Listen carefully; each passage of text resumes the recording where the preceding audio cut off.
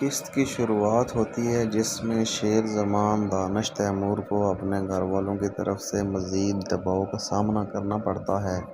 خاندان چاہتا ہے کہ شیر اپنی پرانی دشمنی نبھائے لیکن اس کا دل ڈاکٹر فجر یعنی سارہ خان کی طرف مائل ہو چکا ہے۔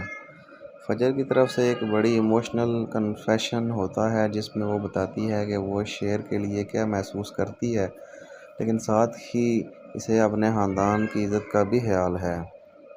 اسی دوران شیر کی خالہ جس نے پچھلی قسط میں شیر کو بچانے کی کوشش کی تھی اب شدید زخمی حالت میں ہے اور گھر والے اس پر شیر کو ایموشنلی مینیپولیٹ کرنے کی کوشش کرتے ہیں۔ شیر اور فجر کے درمیان ایک ایموشنل سین ہوتا ہے جس میں شیر کہتا ہے کہ اگر تم میرے ساتھ ہو تو میں سب کا سامنا کر سکتا ہوں۔ فجر کافی کنفیوزڈ اور ڈری ہوئی نظر آتی ہے کیونکہ وہ خاندان کی دشمنی اور محبت دونوں کے بیچ پھنس چکی ہے۔ اس قسط میں شیر کے کردار کو اور بھی زیادہ مضبوط دکھایا گیا ہے۔ وہ اب اپنی فیملی کی غلط روایتوں کے خلاف کھڑا ہونا شروع کر دیتا ہے۔ وہ فجر کو بھی اپنی سچائی دکھانے کی کوشش کرتا ہے۔